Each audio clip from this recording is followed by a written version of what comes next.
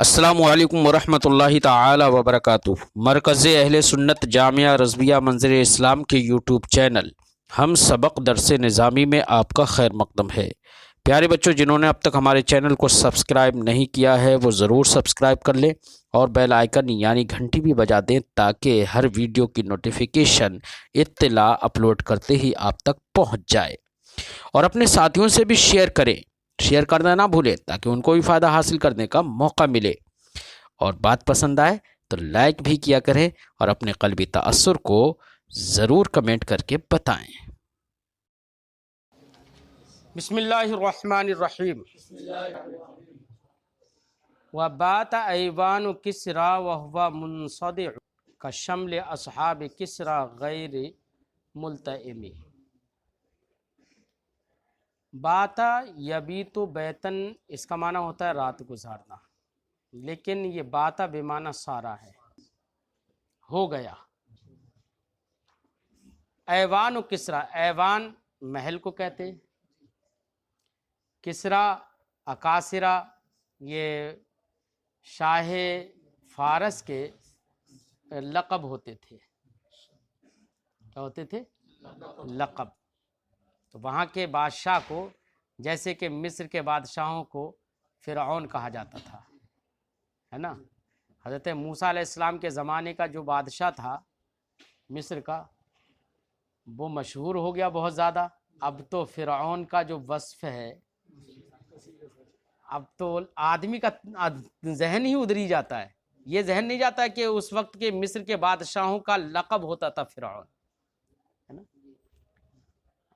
اب تان پیکر شیطانیت کو فرعون سمجھا جاتا ہے، صرف اس کا وصف جو ہے نا وہ غالب آ گیا، اسی لیے کہا جاتا ہے لکل فرعون موسیٰ، ہے نا۔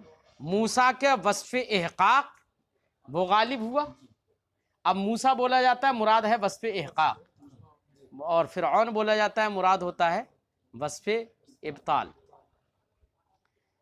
تو کسریٰ یہ شاہ فارس کے بادشاہوں کا لقب ہوتا تھا۔ وَهُوَ مُنصَدِعٌ، انصدع ينصدع انصداع، اس کا معنی ہوتا ہے پھٹ جانا، چٹک جانا ہے۔ چٹکنا سمجھتے ہو نا، یعنی دیوار کا چٹک جانا، درار کا پڑ جانا۔ کشمل اصحاب کسریٰ، شمل اس کا معنی ہوتا ہے شیرازہ، جماعت۔ اصحاب کسریٰ، کسریٰ کے اصحاب کی جماعت یا کسریٰ کے اصحاب کا شیرازہ۔ غیر ملتئم، التئام یلتئم التئام افتعال سے، اس کا معنی ہوتا ہے جڑنا۔ غیر ملتئمی یہ شمل ہی کی صفت ہے، جو جڑنے والا نہیں ہے۔ اصل میں یوم تفرس فیہ الفرس انہم، جو اوپر ایک شعر گزرا اور یہ ہے، اور آنے والے کچھ اشعار ہیں، در حقیقت ان اشعار میں ایک حدیث پاک کی طرف اشارہ ہے، جس حدیث پاک کی تخریج امام بیہقی نے کی ہے۔ ان اللیلۃ التی ولد فیہا رسول اللہ صلی اللہ علیہ وسلم ارتجس ایوان کسریٰ، کہ حدیث پاک میں ہے کہ نبی کریم صلی اللہ علیہ وسلم جس رات تشریف لائے، پیدا ہوئے، اس رات کسریٰ کے ایوان متزلزل ہو گئے۔ اس کے آگے ہے پھر کہ 14 اس کے کمبورے گر گئے، ہے نا۔ تو اس کی طرف اشارہ ہے حدیث پاک کی طرف، تو تلمی ہوگا یہ تو۔ اب یہاں پر بھی وہی کہہ رہے ہیں، فرماتے ہیں وَبَاتَ ایوان کسریٰ وَهُوَ مُنصَدِعُ، کسریٰ کا محل، شاہ فارس کا محل ہو گیا۔ کیسا ہو گیا؟ اس حال میں وَهُوَ مُنصَدِعُ، اس حال میں کہ وہ چٹکا ہوا تھا، پھٹا ہوا تھا، درازیں پڑ گئی، دراریں پڑ گئیں۔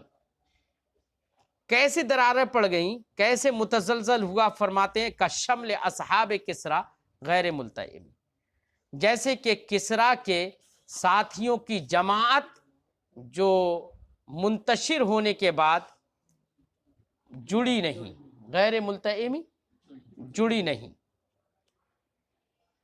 کسریٰ کے ایک جماعت، اور یہاں پر بھی کسرا سے مراد یزدجرد جو ایک مشہور بادشاہ گزرا ہے، آخری بادشاہ تھا یہ ان کا، وہ مراد ہے۔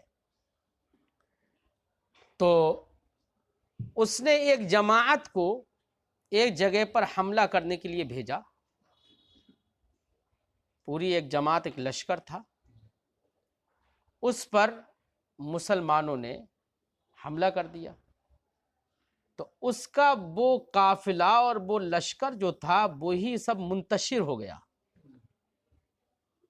اور اس کے بعد وہ ایسا منتشر ہوا کہ کسرا کو وہ قافلہ یا وہ لشکر میسر نہ ہو سکا۔ تو اسی کی طرف انہوں نے اشارہ کیا ہے۔ ایوان کسرا ایسا متزلزل ہو گیا کہ اس میں درازیں پڑ گئیں، جیسے کہ اصحاب کسرا کا شیرازہ منتشر ہو گیا اور متحد نہ ہوا، غیر ملتئمی، متحد نہیں ہوا، جڑا نہیں۔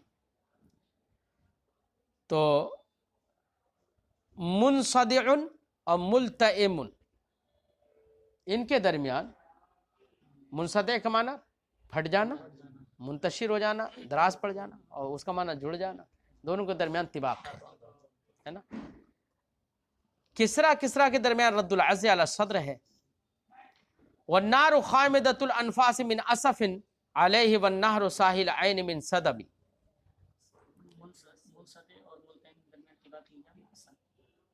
طباق لفظ غیر آ گیا تو طباق سلب ہو گیا، غیر و منصدعی، لیکن غیر کے لگا کر طباق سلب اس لیے نہیں ہوگا، پھر غیر و منصدعی کا معنی کیا ہوگا؟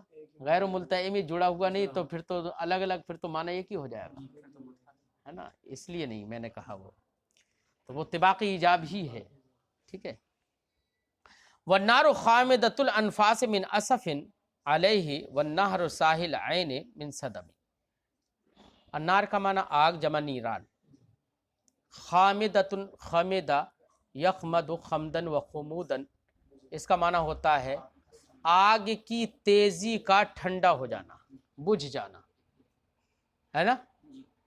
شعلہ بجھے نہیں، مطلب اس کی تیزی جو لپٹ ہو وہ ختم ہو جائے، اگرچہ اصل آگ باقی رہے۔ الانفاس یہ نفس کی جمع ہے، اس کا معنی ہوتا ہے سانس، لیکن آگ کی سانس بولا جاتا ہے، لیکن مراد ہوتا ہے اس سے لپٹ سمجھتے ہو نا۔ من اسف علیہ، اس پر افسوس کرنے کی وجہ سے، کس پر؟ کہ ایوان کسرا ڈھہ گیا۔ والنہر ساحل عین من صدمی، نہر کا معنی نہر دریا، ساحل عین، ساحل عین کا معنی ہوتا ہے آنکھ کا، پانی کا یا چشمے کا سوکھ جانا۔ صدم کا معنی ہوتا ہے غم، حزن ہے۔ والنار خامدۃ الانفاس من اسف علیہ والنہر ساحل عین من صدم، آگ جس کو مجوسیوں نے جلایا تھا، جو کئی سال تک بھڑکتی رہی تھی، سرکار تشریف لائے تو اس کے بارے میں فرماتے ہیں کہ والنار خامدۃ الانفاس من اسف علیہ، اس پر افسوس کرنے کی وجہ سے یہ کفر کی آگ ماند پڑ گئی، بجھ گئی۔ خامدۃ الانفاس، اس کی لپٹیں ہلکی پڑ گئی، سرد پڑ گئی۔ والنہر ساحل عین من صدم، مارے غم کے بہتا ہوا دریا رک گیا، ٹھہر گیا ہے، جس کو جو انہوں نے دریا خشک ہو گیا، جو انہوں نے مطلب پانی اونی کا انتظام کر رکھا تھا، تو وہ تہس نہس سب ہو گیا۔ وَسَاءَ سَاوَةَ أَنْ غَادَتْ بُحَيْرَتُهَا وَرُدَّ وَارِدُهَا بِالْغَيْظِ حِينَ ظَمِ۔ ساء یسیء، اس کا معنی ہوتا ہے برا ہونا۔ ساء برا لگا، کس کو برا لگا؟ ساوتا، ساوا ایک شہر کا نام ہے، کیا ہے؟ ایک خوبصورت شہر تھا لیکن صابہ شہر بولا گیا ہے، مراد ہے اہل صابہ، شہر والے۔ اہل صابہ کو برا لگا، کیا برا لگا؟ اس کا فائل آگے آ رہا ہے، ان غاضت بحیرتها، یہ اس کا فائل ہے سا کا۔ غاض یغیض غیظا، غاض الماء فی الارض، پانی زمین میں دھنس گیا بولا جاتا ہے۔ بحیرہ یہ اس کا معنی ہوتا ہے وہ کہہ لو جھیل کہو، تالاب۔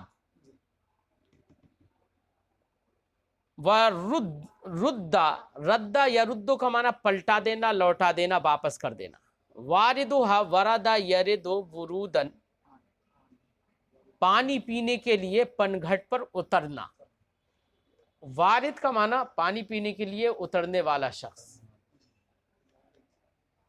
بالغیظ، غیظ کا معنی غصہ۔ حین ظمی، ظمیا یزمع، پیاسا ہونا ہے نا، تو ظمی، ظمی یا کو وہ جو ہے نا ماقل آخر میں، تو چونکہ یائے جس پر حرف ربی ہی یہی ہے، تو اس لیے یا کو وہ ہاں سب میں کر دیتے ہیں۔ ماقل میں تو میم جو ہے نا ضمیہ، میم پر کسرہ ہے ہی، تو اس کی مناسبت سے یا پر کھڑا زیر ہی کر دیا، ٹھیک ہے۔ ضمیہ تھا، حمزہ تھا آخر میں، اس حمزے کو یا سے بدل دیا، یہ کہو کیا کر دیا؟ ہاں، یا سے بدل دیا، ضمی ہو گیا۔ وساء صابت ان غادت بحیرتها ورد واردها بالغیظ حین ضمی، اہل صابہ کو برا یہ برا لگا کہ ان کی جھیل، کہ صابہ کی جھیل سوکھ گئی۔ ورد واردھا، اور اس پر پینے والا جو اتر رہا تھا، اس پینے والے کو واپس کر دیا گیا، اس کو لوٹا دیا گیا، بالغیظ، مارے غصے کے کہ یہ ہو کیا گیا۔ حین ضمی، جب وہ پیاسا ہوا، یعنی ایک کوئی تشنا لب وہاں پر پینے کے لیے گیا تو اس کو غصے میں لوٹا دیا گیا، یعنی واپس آیا غصے میں ہو کر کے یہ کیا ہوا، پانی سب ختم ہو گیا، ہے نا۔ تو کفر بڑے اپنے ساری تدبیروں میں لگا ہوا تھا، ترقی کر رہا تھا، سب کچھ کر رہا تھا۔ نبی کریم صلی اللہ علیہ وسلم آئے تو ان ناریوں کا دور پھر وہاں سے ختم ہوا، ہے نا۔ ناریوں کا دور تھا، دل جل رہا تھا نور کا، تم ان کو دیکھا ہو گیا ٹھنڈا کلیجہ نور کا، ہے نا۔ یہ تو ناریوں کا ہی دور تھا۔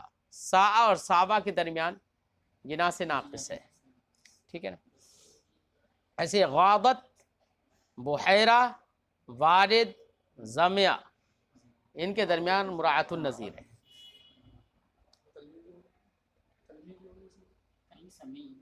کأن بالنار ما بالماء من بلل حزنا وبالماء ما بالنار من ضرم، کأن بالنار ما بالماء من بلل،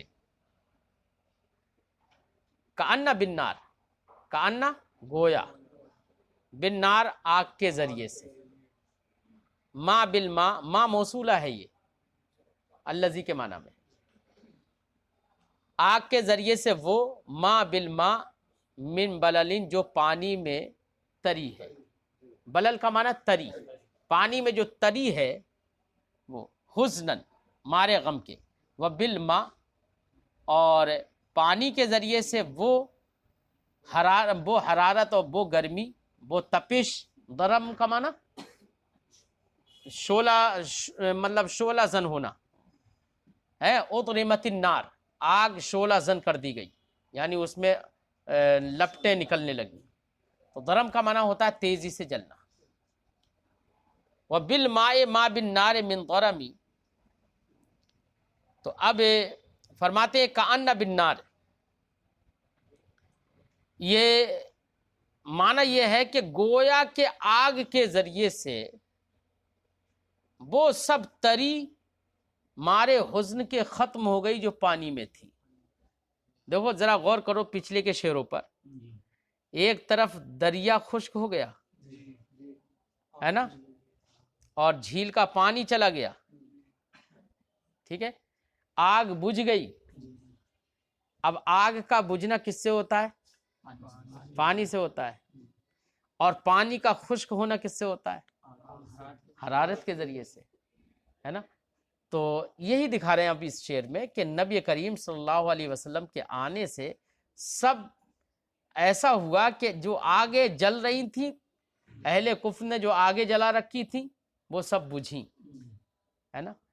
اور جو انہوں نے حد سے زیادہ اپنے کفر کو ترقی دینے کے لیے جو بھی انہوں نے نہریں کھود رکھی تھیں وہ سب کے سب خشک ہو گئی. تو اسلام کے اندر شدت بھی ہے اور اسلام کے اندر تری بھی ہے.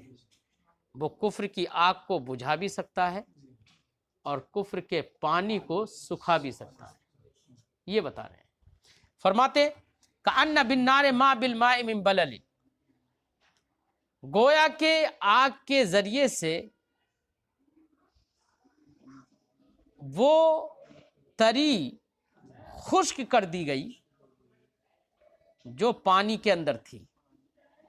حزنن, یا خشک ہو گئی حزنن, مارے غم کی. وبالماء ما بالنار من ضرم, اور پانی کے ذریعے سے آگ میں جو تپش تھی وہ بجھ گئی پانی کے ذریعے سے. وہ حزن کا تعلق سبھی سے ہوگا, مارے غم کے وہ ہوا. اب یہاں پر دیکھو نار ذکر کیا, ماء ذکر کیا, بلل ذکر کیا, ٹھیک ہے نا. آگے ماء ذکر کیا ہے, نار ذکر کیا, ضرم ذکر کیا ہے. تو ماء بلل, دیکھو سب سے پہلے ماء اور ماء کے درمیان رد اللفظ علی الصدر, ٹھیک ہے نا. پھر بلل اور ضرم, اچھا نار اور نار کے درمیان میں بھی رد العز علی الصدر تصدیر ہے, ٹھیک ہے, تعجیز بھی کہتے ہیں اسے. بلل اور ضرم کے درمیان طباق ایجاب ہے. ایسی پانی اور آگ کے درمیان میں بھی طباقی ایجاب ہے, ٹھیک ہے نا. تو دو طباق جمع ہو گئے, اور ایک سے زیادہ اگر طباق کسی شعر میں جمع ہو جائے تو اسی کو صنعت مقابلہ کہتے ہیں. تو کیا ہوگا اس میں؟ صنعت مقابلہ. اور باقی مراد النظیر کا بھی تصور ہے.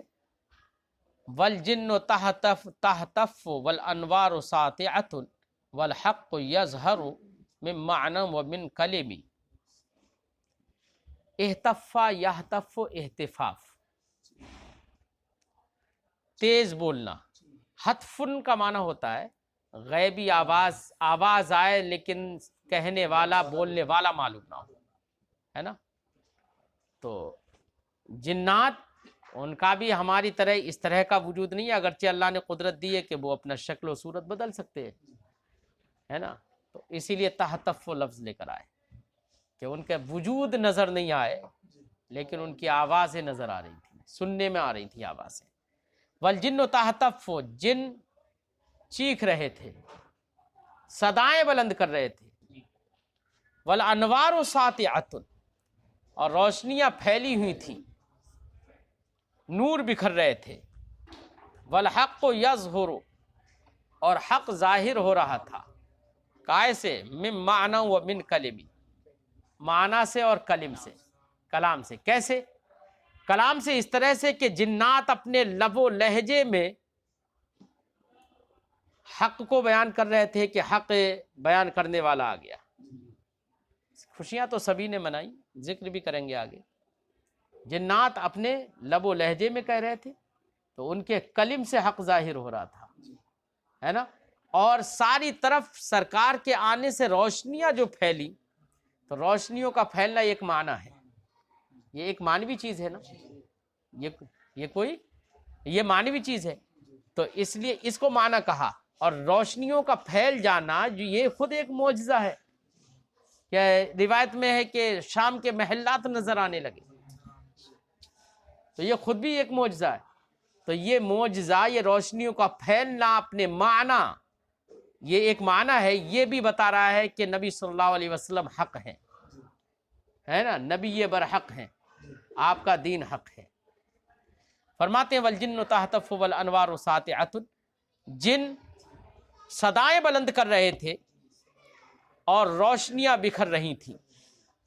والحق یظہر من معنی و من کلمی، اور حق ظاہر ہو رہا تھا معنی سے اور بات سے. یعنی جنات اپنے لب و لہجے میں بول رہے تھے، ان کی بولیوں سے حق ظاہر ہو رہا تھا، اور نوروں کی روشنیوں سے حق ظاہر ہو رہا تھا. یہ معنی ہے. عمو وصمو فاعلان البشائر لم تسمع وبارقۃ الانذار لم تشمی. عمو، عمی یعمی، اندھا ہو جانا. عمو، لوگ اندھے ہو گئے. وصمو، اور بہرے ہو گئے. فاعلان البشائر لم تسمع، خوشخبریوں کے اعلان سنائی نہیں دیے. لم تسمع فعل مجہول، خوشخبریوں کی صدائیں سنائی نہیں دی.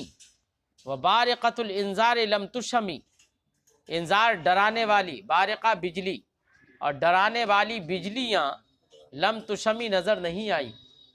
لم تشمی نظر نہیں آئی. کہنے کا مقصد یہ ہے، قرآن پاک نے ارشاد فرمایا صم بکم عمی فہم لا یرجعون. کچھ بھی کر لو، انذرتہم ام لم تنذرہم لا یؤمنون، انہیں ڈراؤ یا نہ ڈراؤ وہ ایمان لانے والے نہیں ہیں. ان اللہ ختم اللہ علی قلوبہم وعلی سمعہم وعلی ابصارہم غشاوہ ولہم عذاب عظیم. تو اللہ نے ان کے دلوں پر مہر لگا دی. تو اب یہ سنتے ہیں آوازیں لیکن کان سے آگے نہیں بڑھتی. دیکھتے تو ہیں حق لیکن دل میں اترتا نہیں ہے. تو یہ اندھے ہیں نہیں، حقیقت میں اندھوں کی طرح ان کو قرار دیا ہے. جیسے کہ ایک اندھے کو حقیقتاً نہیں دکھتا ہے، یہ دیکھنے کے باوجود اندھے وہ ہیں، نہیں قبول کر رہے ہیں، اس لیے یہ اندھے سے بڑھ کر ہی ہے، کم نہیں ہے. سمجھے نہیں؟ ہاں. تو عمو و سمو، اندھے ہو گئے، نابینا ہو گئے، بہرے ہو گئے. خوشخبریوں کے اعلانات لم تسمع سنائی نہیں دیے. وبارقۃ الانذار لم تشمی، اور ڈرانے کی بجلی دکھائی نہیں دی، نظر نہیں آئی. ٹھیک ہے. تو لم تسمع اور لم دیکھو سمع اور شام یشوم کا معنی ہوتا ہے دیکھنا، اور اشامہ یشیم اشامتن سے بھی اس کا معنی ہوتا ہے دیکھنا. لم تشمع، لم تشمی ہوگا، لم تشمی اس کا معنی دکھائی نہیں دی. تو اب ادھر ہے دیکھو عمو و سمو، دونوں میں تقابل ہے. اور ادھر بشائر، اعلان البشائر ہے، پھر اس کے مناسب سے تسمع ہے. لم تسمع سنائی نہیں دی، تو یہ مناسبات سے ہے. بارقہ ہے، انذار ہے، اور لم تشم اس کے مناسبات سے، تو وہ بھی، تو ان میں مراعات النظیر بھی ہے اور طباق ایجاب بھی ہے. اور باقی استعارہ تو ہے ہی. استعارہ کون سا ہے عمو و سمو میں؟ جلدی بولو. استعارہ اس میں ایمان نہ قبول کرنے سے وہ تو ایک الگ ہے. استعارہ تصریحیہ ہوگا. یہ کون سا ہوگا استعارہ؟ ارے بھائی اندھوں کے ساتھ، بہروں کے ساتھ تشبیہ دی، لیکن مشبہ بہی کا جو لفظ ہے اسی کا استعارہ مشبہ کے لیے کر لیا. ٹھیک ہے نا؟ کون سا استعارہ ہوگا؟ اچھا یہ مشتق میں استعارہ ہے نا؟ اس میں مشتق میں ارے فعل ماضی ہے تو طبعیہ ہوگا اصلیہ ہوگا؟ استعارہ طبعیہ. ٹھیک ہے نا؟ تو عمو و سمو میں استعارہ تصریحیہ طبعیہ ہوگا. استعارہ تصریحیہ طبعیہ. اب پھر ان کے مناسبات کو ذکر کرنا. اعلان البشائر لم تسمع وبارقۃ الانذار لم تشمی، ان کا ذکر کرنا. یہ اس کے کس کے مناسبات سے ہے؟ مشبہ بہی کے مناسبات سے ہے. بھائی بہرے کو نہیں سنائی دیتا، اندھے کو نہیں دکھائی دیتا، اس کے مناسبات سے، مشبہ بہی کے مناسبات سے. کون سا ترشیح کہلائے گا یہ؟ تو اب ہوا استعارہ مصرحہ طبعیہ مرشحہ. ٹھیک ہے، یہ استعارے ہوئے.